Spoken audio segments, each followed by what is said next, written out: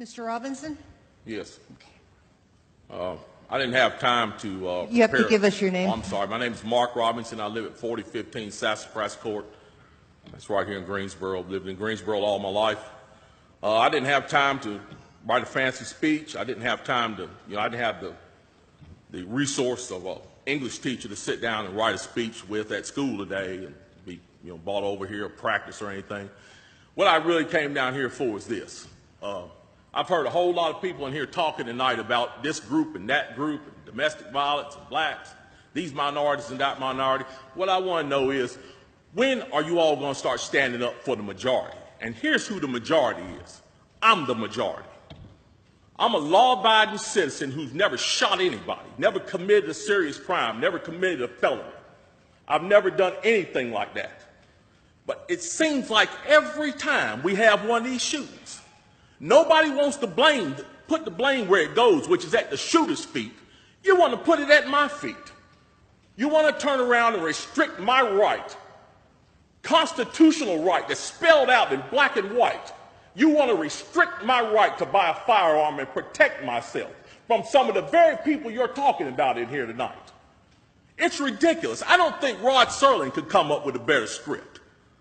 It does not make any sense. The law-abiding citizens of this community and many communities around this country, we're the first ones taxed and the last ones considered and the first ones punished when things like this happens, because our rights are the ones that are being taken away. That's the reason why I came down here today. Gun show or no gun show, NRA or no NRA. I'm here to stand up for the law-abiding citizens of this community, because I'm going to tell you that what's going to happen. You can take the guns away from us all you want to. You all write a law, I follow the law, I'll bring my guns down here, I'll turn them in. But here's what's going to happen. The Crips and the Bloods on the other side of town, they're not going to turn their guns in. They're going to hold on to them. And what's going to happen when you have to send the police down there to go take them? The police can barely enforce the law as it is.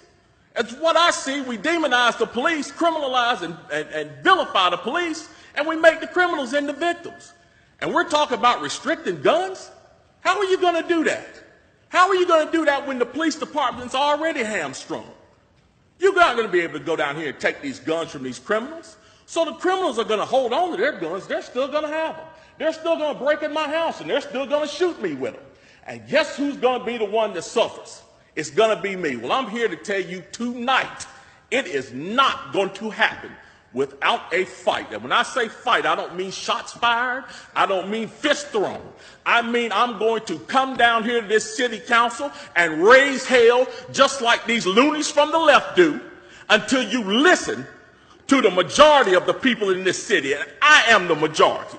The majority of the people in this city are law-abiding, and they follow the law, and they want their constitutional right to be able to bear arms. They want to be able to go to the gun show and buy a hunting rifle or a sport rifle. There are no military-grade weapons sold at the gun show. An AR-15 is not a military-grade weapon. Anybody who would go into combat with an AR-15 is a fool. It's a semi-automatic .22 rifle. You'd be killed in 15 minutes in combat with that thing. So we need to dispel all these myths, and we need to drop all this division that we got going on here. Because the bottom line is, when that Second Amendment was written, whether the framers liked it or not, they wrote it for everybody. And I am everybody.